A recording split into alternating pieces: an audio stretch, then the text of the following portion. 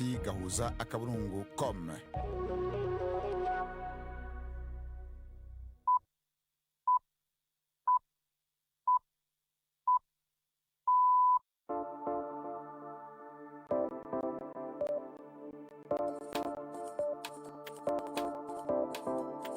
Ubu ni isaha imwe n'igice z'ijoro i Nairobi, ni isaha 12 n'igice z'umugoroba mu Burundi no mu Rwanda.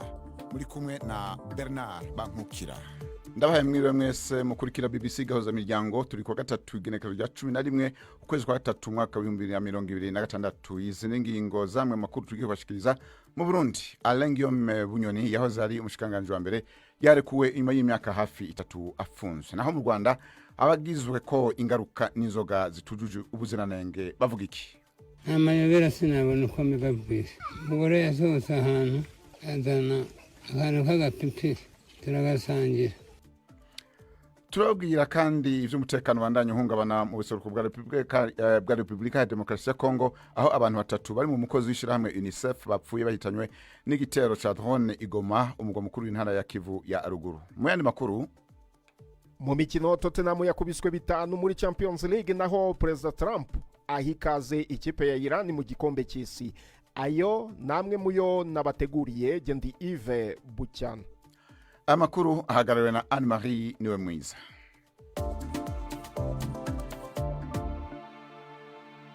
Idonido ni mukanya nyuma y'amakuru avugwa ijya nino kwisi mushikizwa na Latifa Mutesi. Leta Zunze Ubumwe za Amerika yasabye cyane abaturage bayo bari muri Iraq kuva muri icyo gihugu vuba bishoboka, igihe bizaba byizebe ko bashobora kugenda neza. Ambasade ya Amerika iri i Baghdad yavuze ko Iran hamwe n'imitwe twaje intwari ifitanye isano nayo yise iyiterabwoba biteza akaga gakomeye ku mutekano w'abaturage. Yavuze ko ubucuruzi bw'abanyamerika, amahoteli akunze kwakira abanyamahanga ndetse n'ibindi bikorwa byagiye byibasirwa n'ibitero. Iyi ambasade ubwayo nayo yibasiwe n'igitero cya roketi ku wa gatandatu.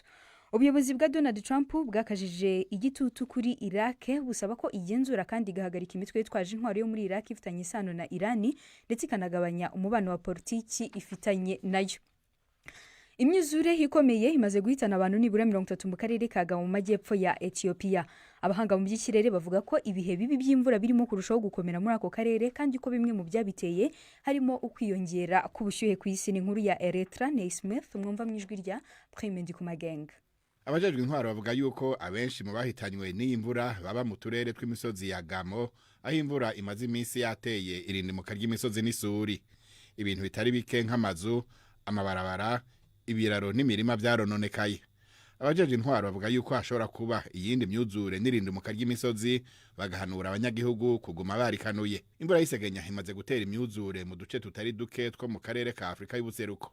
Abahinga bavuga yuko ibi biza biva kwihindagurika ry'ibihe birangwa n'imvura nyinshi kandi mara umwanya muremure. Ivyo bikaba bibandanya kwiyongera kuruta uko vyahora, bitewe ahanini no kwiyongera k'ubushuhe ku isi. Iyi ni BBC. Ikigo gikurikirana ibikorwa byo mu nyanja cyo mu Bwongereza cyatangaje ko amato 3 yagabwe ibitero bitandukanye uyu munsi arimo kugerageza guca mu muhora wa Hormuz. Ibi byabaye mu gihe intambara iri mu burasirazuba bwo hagati iri kubangamira cyane iyi nzira y'ingenzi y'amazi inyuramo ibice bigera kuri 20% by'ibitoro bigurishwa ku isi. Ni inkuru ya Barbara Pret Asha mwumva mu ijwi rya Juventine Muragije Marie. Amato abiri atwara imizigo yarashweho ibisasu bitazwa aho byaturutse. Umwe muri ayo mato ufite ibendera rya Thailand bwarashweho urimo kugerageza kunyura mu muhora wa Hormuz. Nyuma y'icyo gitero habonetse inkongi y'umuriro kuri ubwo bwato, bituma abakozi babwo batabarwa. Igisirikare cya Thailand cyatangaje ko cyohereje ingabo zirwanira mu mazi gutabara ubu bwato. Ubundi bwato bwari ubw'ikigo gitwara imizigo myinshi, bwagabweho igitero hafi ibirometero 80 mu majyaruguru ashyira uburengerazuba bwa Dubai. Ubwato bwa gatatu bwagabweho igitero nubwo ikigo cy'Ubuyapani butwara kontineri bwangiritse gato ku gice cyabwo cy'inyuma. Iran yo yaburiye amato ko atagomba kunyura muri uwo muhora. Hagati aho igisirikare cy'Amerika cyatangaje ko cyagabye ibitero ku mato 16 ya Iran yashoboraga gutega ibisasu mu mazi byo guturitsa amato agerageza guca mu muhora wa Hormuz. Amatsinda y'inzobere mu gisirikare cya Ukraine yoherejwe muri Qatar, Emira Zunze Ubumwe z'Abarabu na Saudi Arabia kugira ngo bafashwe kwirwanaho mu gihe drone zoherejwe na Iran mu guhashya ibitero bikomeye by'indege za Amerika na Israel. hari abandi kandi bafasha Amerika kurinda ibirindiro byayo bya gisirikare muri Yorodaniya nk'uko perezida wa Ukraine Volodymyr Zelensky abivuga. Mu ijambo rye Zelensky yavuze ko Ukraine ifite uburambe bwinshi cyane ku isi mu kurwanya ibitero bya drone. Ibi abivuga hashingiye ku kuba igihugu cye kimaze imyaka irenga 4 gihura n'ibitero byinshi bya drone n'ibisasu biva mu gihugu cy'igituranyi cy'Uburusiya. Ukraine ivuga ko Amerika n'ibindi bihugu 10 byo mu burasirazuba bwo hagati no mu Burayi byasabye ubufasha mu guhangana n'izo zimaze kwangiza byinshi. Kugeza ubu nta gihugu muri ibyo byavuzwe kigeze gitanga igitekerezo. Icyakora mu cyumweru gishize Donald Trump yavuze ko Amerika yiteguye kwakira ubufasha buturutse ku gihugu icyo ari cyo cyose harimo na Ukraine. Bernard, urakoze Latifa.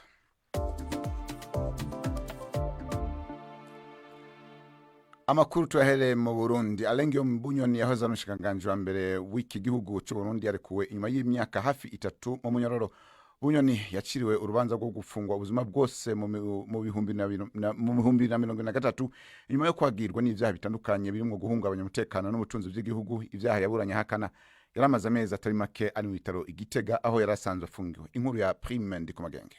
Amasoko menshi gushika kuyegereye umuryango wiwe haremeza yuko Alengio Bunyoni yarekuwe nubwo atamakuru menshi aramenyekana igihe yaviriye mu bitaro aho yararwariye Igitega, ingene yavuye nuko yoba yashikiye imuhira canke mu bitaro.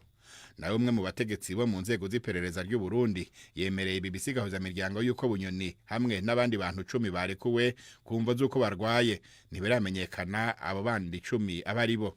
Gusa Alengio Bunyoni yaramaze amezi menshi arwariye mu bitaro bikuru bya Gitega aho yarasanzwe afungiwe. Yarigeze kurekurwa gato ngo aje kwivuza i Bujumbura ariko nta minsi myinshi yamazeyo. General Bunyoni hari hasigaye ukwezi hafi kumwe ngo akwiza imyaka 4 afashwe, mu nyuma aracirirwa urubanza yagirizwa ivyaha bitandukanye birimo kugerageza kwica umukuru w'igihugu akoresheje amangetengete, gutemagaza inzego zatowe n'abanyagihugu, guhungabanya ubutunzi bw'igihugu, kurya ibiturire no kuronka inyungu akoresheje igihagararo ciwe. Acacirirwa urubanza rwo gufungwa ubuzima bwose. Bunyoni yagumye aburana ahakana ivyo vyaha, yarunguruje urubanza ariko naho nyene aratsindwa, hemezwa ico gihano nyene no kunyagwa menshi mu matungo yarafise. Yafashwe inyuma y'amezi 6 akuwe mu mabanga y'umushikiranganje wa mbere muri leta ya President Evariste Ndayishimiye mu 2022. Gushika ico gihe Bunyoni yaramaze imyaka hafi 17 ari umwe mu bihangange mu nzego za leta ku bwa CNDD-FDD kuva uvuye mu vy'umuhari witwaje ibigwanisho ugwanya leta mu 2003, hanyuma ubu mugambwe wemewe n'amategeko utsinda amatora mu 2005. Arakoze Prime Ndikumagenge. Abantu 3 harimo umukozi w'ishiramwe UNICEF bapfuye bahitanywe n'igitero c'indege zitajamwe abadereva ku mugwa mukuru w'intara ya Kivu ya ruguru mu buseruko bwa Republika ya Demokarasi ya Kongo. Mpare AFC M23 ugenzura ico gisagara kuva mu mwaka weze wagije igisagara ca Kongo FARDC kurasa mu burere bubamwo abanyagihugu benshi Igoma, aho ubona ko ico gitero ko ari kimenyetso c'uko ibintu vyayangaye cyane kandi ko ari ihonyangwa ry'agahengwe n'utwigoro tw'akarere two kurondera amahoro. Igisagara ca Kongo ntaco kiravuga kuri ibi birego. Ni inkuru ya Judas Yehundi Mpundu. Nico gitero ca mbere c'utudege tutajamwe abadereva kibaye mu gisagara gikomeye ca Goma kiri hafi y'umupaka w'u Rwanda kuva umuhari M23 ucigaruriye mu mwaka uheze. Abayibonye bavuga ko akadege kamwe karashe inyubako y'abakozi b'ishiramwe mpuzamakungu ONU. Umuvugizi wa M23 avuga ko akandi kadege kagerageje gutumbereza ibombe ku nyubako y'impuzabikorwa uwo muhari ajeje ibibazo vya politike ariko karayihusha, ibombe ikaba yaguye mu kiyaga ca Kivu. Amashusho yahanahanywe ku mbuga ngurukanabumenyi yerekana inzu igisenge cayo kiriho kirasha, impome zononekaye, abatabazi nabo bariko barazimya. Ico gitero cahitanye abantu 3. Muri aba harimwo Umufaransa-kazi Karine Busset yarasanzwe akorera ishirahamwe UNICEF. Mu itangazo yashikirije, umukuru w'Ubufaransa Emmanuel Macron yiyamirije ico gitero, yongera asaba ko haba kubahiriza amategeko akingira abantu mu bihe vy'intambara. Umuvugizi w'umuhari AFC M23 Laurence Kanyuka yegetse ico gitero ku gisirikare ca Republika ya Demokarasi ya Kongo. Kanyuka yagira ico gisirikare kurasa mu burere bubamwo abanyagihugu benshi. Avuga ko ari kimenyetso c'uko ibintu vyayangaye cane kandi ko ariho nyangwa ry'agahengwe n'utwigoro tw'akarere two kurondera amahoro. Umuvugizi w'igisirikare ca Kongo ndamurondeye kuri telefone yambwiye ko baja kugira ico bashikirije mu itangazo baja gusohora. Urongoye MONUSCO ubutumwa bw'amahoro muri Kongo Bruno Marquis nawe nyene yaneguye ico gitero. yibukije ko ibitero ku bakozi ba ONU bishobora gufatwa nk'ibyaha byo mu ntambara hisunzwe amasezerano y'i Roma ashiraho sentare mpuzamakungu mpanavyaha. Kuva uwo mwaka utanguye, impande zishamiranye muri Repubulika ya Demokarasi ya Kongo zagiye zongereza umurindi wo gukoresha amadrone mu bitero, uruhande rumwe rwose rukagiriza urundi. Utwigoro two kurondera amahoro gushika ubu ntaco turashikako. Arakoze Judas Hondempondo. Amashirahamwe afasha impunzi z'abanyekongo mu nkambi ya Busuma mu Burundi aremeza ko bamwe muri zo mpunzi bahuye n'amabashingiye ku gitsina bakoreye na bamwe mu bagwanyi. Bamwe mu bagore bavuga ko bafashwe ku nguvu imbere yo guhunga, ubu bariko barakurikiranwa n'abahinga mu vyerekeye inyifato, bongera bafashwa n'amashirahamwe atandukanye kugira ngo bashobore kwiyubaka bushasha. Patrick Waso yaravuganye n'umwe muri abo bafashwe ku nguvu nabo muri amashirahamwe abafasha adutegurira iyi nkuru ikurikira, ariko mugabe haravugwamo ivyo gufata ku nguvu bishobora kubabaza abavyumva. Mariam avuga ko yafashwe ku nguvu mu ishamba aho yari yahunze atazabiwe iyo bari. Mariam siryo zina yiwe ry'ukuri, niryo twamwise mu gukingira umwidondoro wiwe.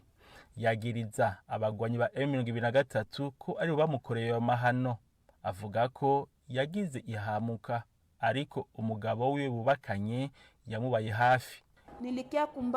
Nahuye nabo banzi bacu baye 23 mu gihe nari mfise inda y'amezi 4, baramfata ku ngufu. Sinabihisha umugabo wanje. Umugabo wanje yarabimenye, arambwira ngo ibyo byo gufatwa ku ngufu bihora biba mu ntambara. Ndagukunda mugabo wanje kuko ntiwantereranye kandi turi kumwe ahangaha. Inyuma yo gufatwa ku nguvu ngo yaragize ihahamuka.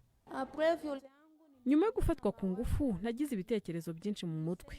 Natekereje ko nshobora kuba naranduye indwara zifatira mu myanya y'ibanga cyangwa se nkaba naranduye na sida. Kubw'Imana nta na kimwe nanduye, bitewe nuko uwo wamfashe ku ngufu nta ndwara yari afite. Nyuma yaho nta ngorane nagize, uretse ko nabuze ibyo kurya hamwe n'imyenda yo kwambara. Ubuzima bwo mu nkambi ya Busuma ni bworoshe, ariko kuri Mariam ngo guhunguka subuvuba. Ubuzima hano mu nkambi buragoye cyane, ariko nta kundi nabigenza. Aho umuntu ahungiye niho abarizwa. Kubwanjye sinshobora gusubira muri Kongo. Ku makuba nahabonye, ku byo naciyemo, ndakurahiye sinzasubirayo. Nihanganira ibyo kurya byaha nk'ubugari, ibishyimbo hamwe n'imfashanyo y'amahera make baduha. Biradufasha, ariko ayo mafaranga ntakemura ibibazo byose dufite ahangaha. Amwe mu mashirahamwe afasha abo bagore aremeza ko bamwe bafashwe ku nguvu basanga baranahohotewe mu zindi nzira.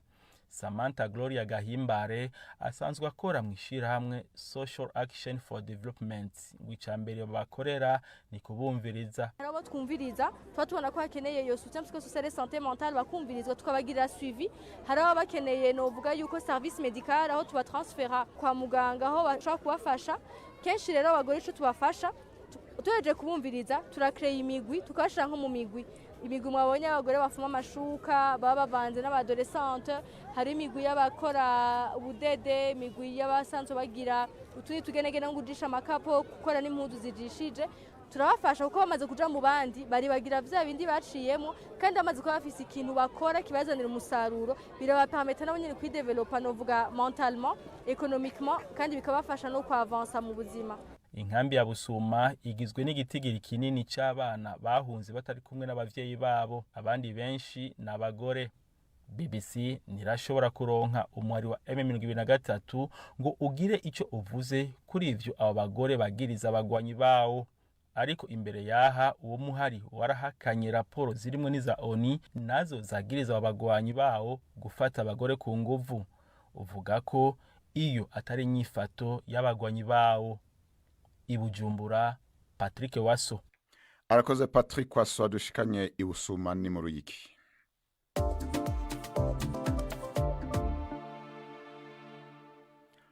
Mu Rwanda ubushikiranganji bw'amagara y'abantu buvuga ko bugiye guhagurukira ikoreshwa rya bimwe mu binyabutabire nka metanol. Inyuma yaho bitahuriye ko bikoreshwa mu kwenga mu kinyegero inzoga zitemewe ndetse rimwe na rimwe zigahitana ubuzima bw'abantu. Mu kwezi kwa kabiri konyene hafi y'abantu 28 mu ntara y'Uburasirazuba bikavuga ko bari banyoye izi nzoga z'inkorano. Ni inkuru ya Jean-Claude Mwambutsa.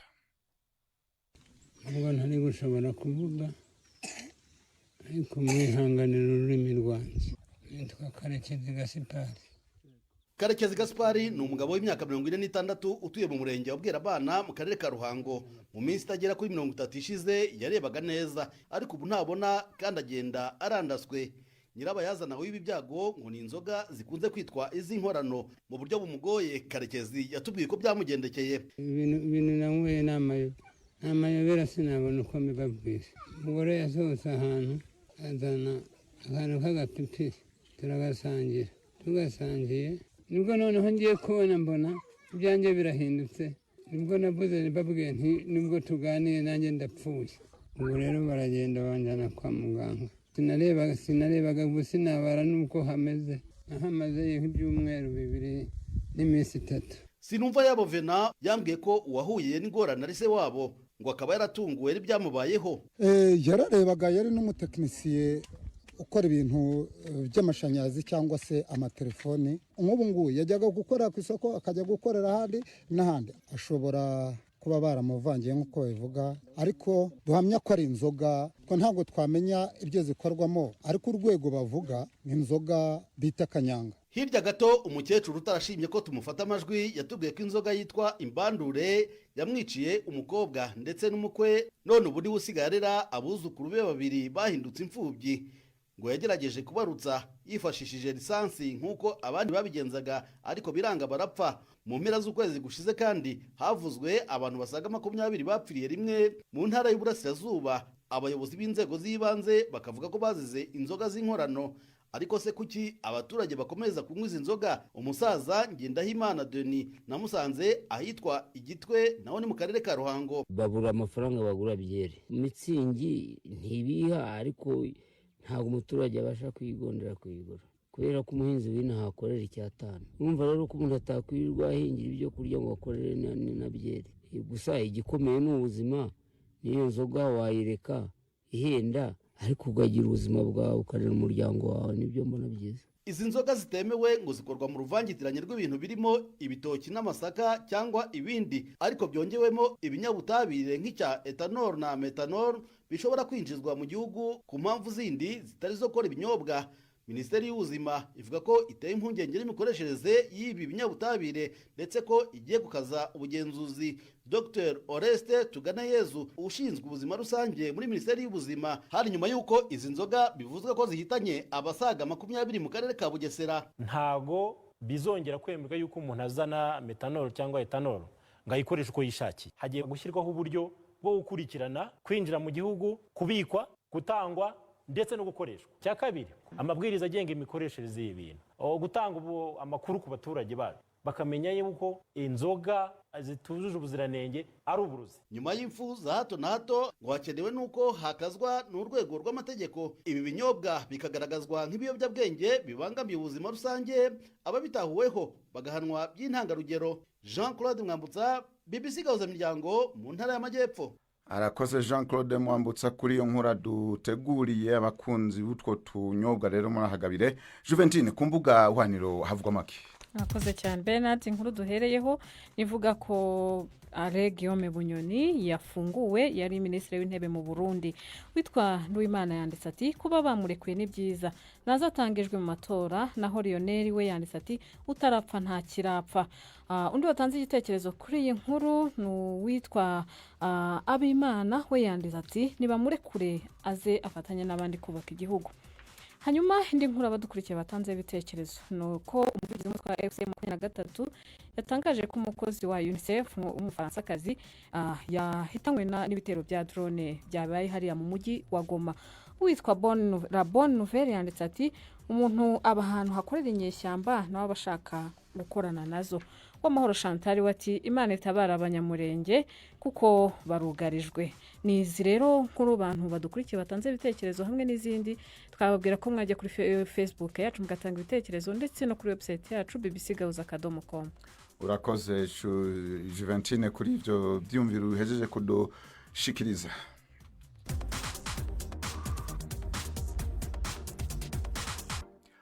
Ibiciro vy'ibikomoka kuri petrol ku masoko mpuzamakungu vyakomeje kuduga aho akagunguru k'ibitoro bitunganije kageze hejuru y'amadolari 100 y'abanyamerika. Iri zamuka niryo rya mbere rinini ribayeho kuva mu kwa kabiri umwaka w'2022 igihe Uburusiya bwatera Ukraine. Mugenzi wacu Anne Marie Wemiza aratubwira impamvu ziri zamuka.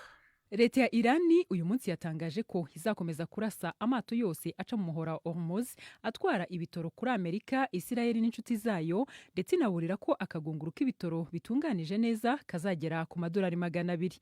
Uyu muhora wa Hormuz ni inzira y'ingenzi cyane ku bitoro bijya ku isoko ahatandukanye hirya no hino ku isi. Iyo nzira nicyo gice cya mbere cy'ingenzi mu kohereza petroli iva mu bihugu by'Abarabu kuko inyuramo 20% cy'ibitoro bicuruzwa ku isi. Mu majyaruguru y'uyu muhora hari igihugu cya Irani, naho mu majyepfo hakaba Emira Zunze Ubumwe z'Abarabu hamwe na Oman. Ni umuhora ufite ubugari bwa kilometero hafi 50 ku mwinjiriro wawo, no ku musozo ukaba ufite ibirometero 33. Umuhora wa Hormuz ufite ubujyakuzimu buhagije ku bwato bunini cyane butwara petroli ku isi, kandi ukoreshwa n'ibihugu bikomeye bitanga petroli na gazi mu burasirazuba bwo hagati. Mu mwaka wa 2025 utugunguru miliyoni 20 tw'ibitoro twanyuraga muri uyu muhora buri munsi nk'uko byatangajwe n'ikigo cy'abanyamerika gishinzwe amakuru mu mikoreshereze y'ingufu. Ibyo bitoro ntibiva muri Irani gusa, ahubwo biva no mu bindi bihugu birimo Iraq, Kuwait, Qatar, Arabie Saoudite na Emira Zunze Ubumwe z'Abarabu. Ubwato 3,000 bunyura muri uyu muhora buri kwezi. Amakuru mashya aravuga ko ubwato burenga 13 bumaze kurasirwa muri uyu muhora, ndetse bikanavuga ko Irani yamaze kubutegamo ibisasu ku buryo uwahirahira ahanyura bitamuhira. Abasesenguzi baburiye ko uko ibyago byo kugira nabi ubwato bunyura muri uyu muhora byiyongera, ariko igiciro cy'ibikomoka kuri petroli ndetse n'icy'ubwikorezi bwayo gikomeza kuzamuka. Amakuru atangazwa na London Stock Exchange Group aragaragaza ko ikiguzi cyo gukodesha ubwato bunini cyane butwara petroli buyivana mu burasirazuba bwo hagati wijyana mu Bushinwa kikubye hafi kabiri ugereranyije n'icyumweru gishize. Kugeza ubu igiciro cyo gukodesha ubwo bwato cyarenze amadolari 400, kikaba ari cyo giciro cyo hejuru kigaragaye kuva ubu bwikorezi bwabaho. Irihungabana ry'iyi nzira y'ibitoro yafunzwe na Irani iteye inkeke henshi ku isi, aho ibiciro by'ibitoro bishobora gutangira kuzamuka mu minsi ya vuba, bityo ingaruka zikakugeraho nanjye zikangeraho bidatinze. Arakoze Anne Marie. Ejo naho kwa kane n'urunana harimo iki?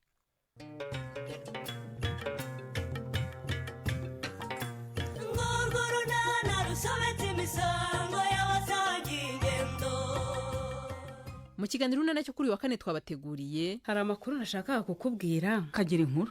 Numvise ntayahamana rwose. Reka da. Ni ukuri uri umuntu mwiza, nibyo tumaze kuvugana birabihamye. Ni amakuru arebana n'iki se murebwayi?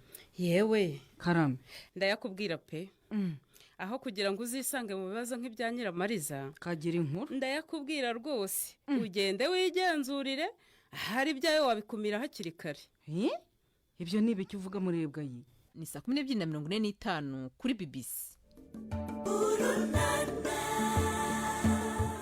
Ubu naho abakunzi ba sport umwanya rwanyu na Yves Bucana. Mwireho neza mwese bakunzi b'imikino kuri BBC. Mpere ku mugabane w'Uburayi, ikipe ya Tottenham yasimbuje umunyezamu wayo Antonin Kinski ku munota wa 17 gusa mu mukino wa 1/8 kirangiza cy'igikombe cya Champions League bakina na Atletico Madrid nyuma yo kwinjizwa ibitego 3 mu buryo bwihuse. Uyu munyezamu ukomoka muri Republika ya Czech afite imyaka 22 yatangiye umukino nabi cyane, bituma umutoza w'agateganyo wa Tottenham Igor Tudor amukuramo vuba amusimbuza Guglielmo Vicario ukomoka mu gihugu cy'Ubutaliyani. Niwe wari umaze iminsi abanza mu kibuga, ariko yari yabanje ku ntebe y'abasimbura kuri uyu mukino nyuma yo kugaragara ko nawe ari ku rwego rwo hasi mu mikino iheruka. Vicario nawe yinjijwe igitego mu buryo bwihuse nyuma y'iminota 5 gusa agiye mu kibuga, bituma Atletico Madrid yobora umukino ku bitego 4-0 ku munota wa 22. Spurs ubu itegerejwe n'akazi gakomeye mu mukino wo kwishyura nyuma yo guhondagurwa ibitego 5-2. Mu yindi mikino Atalanta nayo yariye 6-1 bitsinzwe na Bayern Munich. Liverpool ikubitwa 1-0 na Galatasaray, naho Newcastle United inganya na Barcelona igitego 1-1. Uyu munsi mu mikino iteganyijwe uwishiraniro urahuza ikipe ya Real Madrid n'ikipe ya Manchester City. Ni mu gihe kandi ikipe ifite iki gikombe ariyo Paris Saint-Germain iri bwakire ikipe ya Chelsea, naho ikipe ya Leverkusen yo mu Budage irakira ikipe ya Arsenal the Gunners. Ahandi mu mikino, perezida wa leta zunze ubumwe za Amerika Donald Trump yavuze ko Iran ihawe ikaze mu gikombe cy'isi kigiye kuzabera mu gihugu cya Amerika nubwo hari intambara ikomeje mu burasirazuba bwo hagati. Ibi byatangajwe n'umuyobozi wa FIFA Gianni Infantino kuri uyu wa gatatu. Intambara yatangiye nyuma y'ibitero bya Amerika na Israel ku itariki 28 z'ukwezi kwa kabiri yari yateje gushidikanya niba Iran izitabira imikino y'igikombe cy'isi muri iyi mpeshyi kizabera muri Canada, Mexico na leta zunze ubumwe za Amerika. Mu nama yigaga ku myiteguro y'irushanwa, Infantino yanditse kuri Instagram ati twavuze nanone ku miterere y'ibintu muri Iran ubu. Muri ibyo biganiro, Perezida Trump yashimangiye ko ikipe ya Iran ihawe ikaze muri iryo rushanwa. Ku rundi ruhande, umuyobozi w'impuzamashyirahamwe y'umupira w'amaguru muri Iran kwa kabiri yari yagaragaje gushidikanya ku kwitabira kw'ikipe ye nyuma yaho abakinnyi b'abagore b'ikipe y'igihugu ya Iran batorokeye mu gikombe cya Aziya cyabereye muri Australia. Soreze ku mukino wa cricket, ishyirahamwe ry'uyu mukino ku isi ICC ryamaganye ibirego byo gutonesha amakipe nyuma y'uko amakipe ya West Indies na Afurika y'Epfo aheze mu Buhinde mu gihe kirenze icyumweru nyuma y'igikombe cy'isi cya T20. Ibigo bitandukanye by'indege byahagaritse cyangwa bihindura inzira z'ingendo kubera intambara iri kubera mu burasirazuba bwo hagati. Abayobozi ba cricket mu birwa bya West Indies bavuze ko ikipe yabo imaze iminsi 9 itegereje indege yihariye. Ayo niyo y'imikino nabateguriye, Gendi Yves Bucyana. Ubu naho n'umwanya kiganiro c'abagore.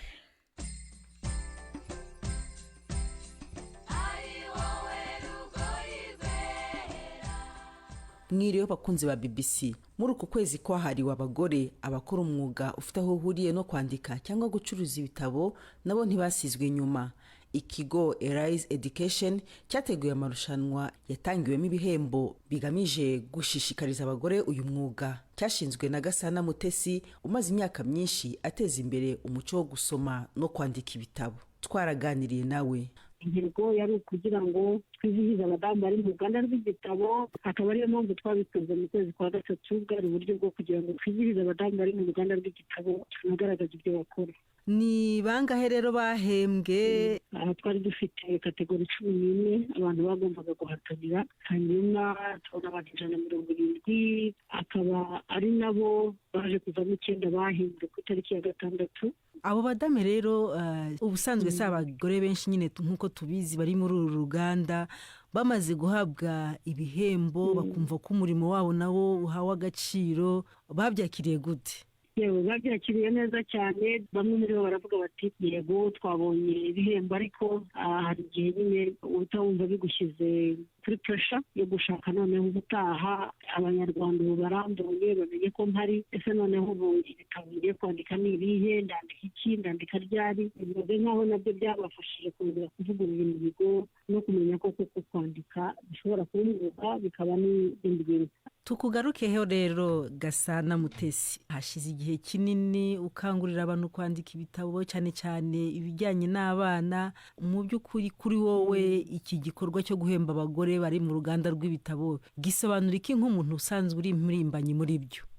Kuri njyewe gisobanuye ko iyo tuvuga ngo guteza imbere umugore akenshi hari igihe birangirira mu mpapuro za politike n'ibindi bintu. Kuri njyewe rero cyane ko ninjira muri uru ruganda nabwinjiyemo nta muntu ufite nabaza, umubaza ntibigenda bite, ibintu byose bisa nk'aho uri kwishakishiriza, cyangwa ugasanga wenda abantu batari abanyarwanda nibo bakubwira inama y'ibyo gukora. N'uyu munsi abenshi niko bikimeze. Rero ngiye kuba mbona hari abandi badamu, hari abakobwa barimo kuzamuka bari mu ruganda rw'igitabo, ubona ko byibuze bumva ibitabo icyo ari cyo, banashishikajwe no kugira ngo abantu bagire umuco wo gusoma. Kuri njye ni ishema, byaranshimishije. Hanyuma mu by'ukuri ibintu bikunze gukumira abagore kujya muri uru ruganda ni ibihe? Kimwe n'indi mirimo myinshi, uruganda rw'ibitabo ni imirimo yakunze kuba yakwiharirwa n'abagabo.